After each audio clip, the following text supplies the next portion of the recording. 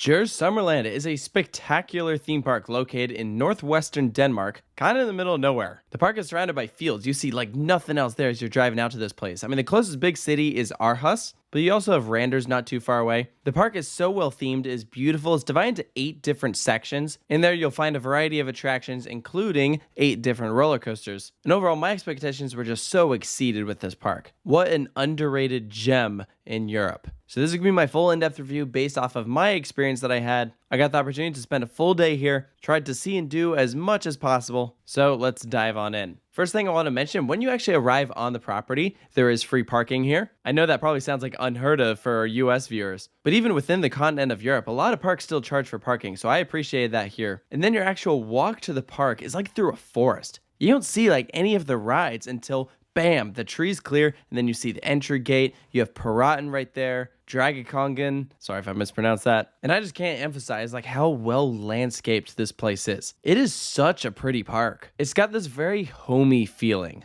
Like there's so much charm and personality to it. Like you can't help but have a smile on your face as you're walking around. I mentioned there's multiple theme sections. Each area is very well done. Some of those lands include Western land, Mexico land, there's an Asian area, pirates, dinosaurs, farmland. There's also a full water park. And something that I really appreciated was it felt like each attraction in that land was very well thought out. It was very much tailored to that theme. None of the attractions felt like they were just plopped down there. In many cases, some of the attractions incorporated like animatronics in there. Even if it was only like a little simple movement, you'd never see that at like a typical US park. I feel like you could just walk around Djurs Sommerland for hours just looking at stuff, checking out different buildings, various things that are not roller coaster related. There was a point when we literally went paddle boating in the park, and it wasn't an upcharge either. You know, we're so used to seeing these like upgraded experiences where you have to pay an extra fee to do something that the average guest can't. But once you're into Djurs Sommerland, you're good. I remember our entry fee for Djurs Sommerland ended up equaling out to about like $40 US, which is honestly pretty typical for like a European theme park. So I'll kind of talk about some of the attractions that stood out to me. I'm going to skip over Piraten because I already have a full separate review of that ride on this channel. But one ride that's like a must do is Juveelen.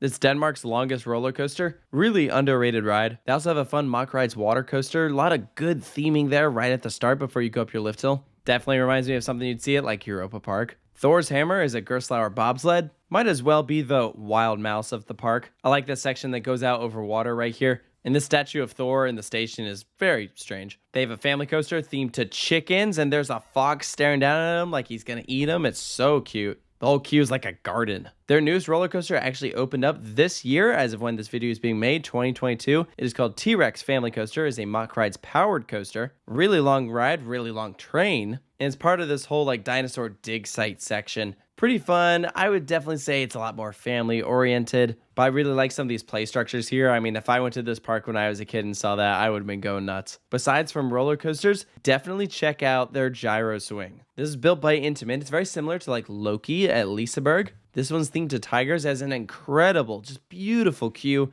and these really open feeling restraints. It might as well be a lap bar. It is so good. They also had a really fun log flume with multiple drops. I know another popular one is their rapids. That was one we didn't get to check out. I just don't want to get drenched. One ride I wish was still at Djurs Sommerland that we obviously did not get to do was their topple tower. One of the few that was still operating. Alas, it is no longer there. Definitely would have been cool to do. And then even if you don't want to do rides, there are so many trampolines and climbing structures that I think are meant for kids. But what the heck, you're at a theme park. It's like you're a kid again.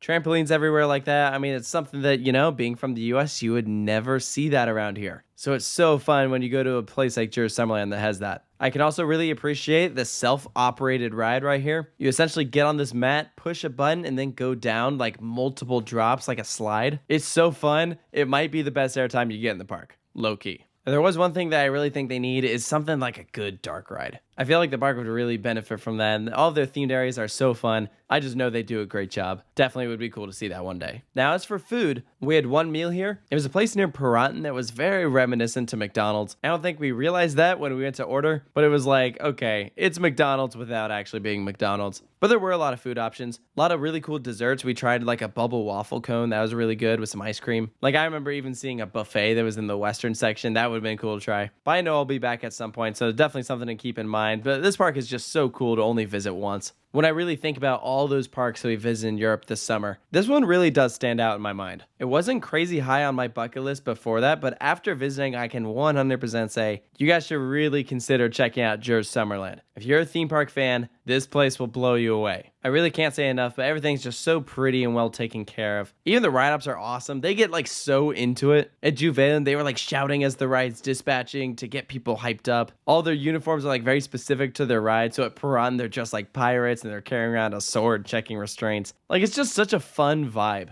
It felt like the people that worked here really loved their jobs. And as a guest, I think you really can appreciate that because all it does is help make your day better. You know, from the looks of it, it seems like they're continuing to expand this place, building new attractions. They got plenty of land to grow. So I think it's say the future of this park is looking bright. So I want to hear from you guys down in the comments below. If you've been to Djurs Sommerland in Denmark, what do you thought of it? Do you agree with the points that I've brought up in this review? Is there anything I missed you think I left out? Let me know all that down below. And of course, stay tuned for more reviews here at Coaster Studios, and I'll see you next time.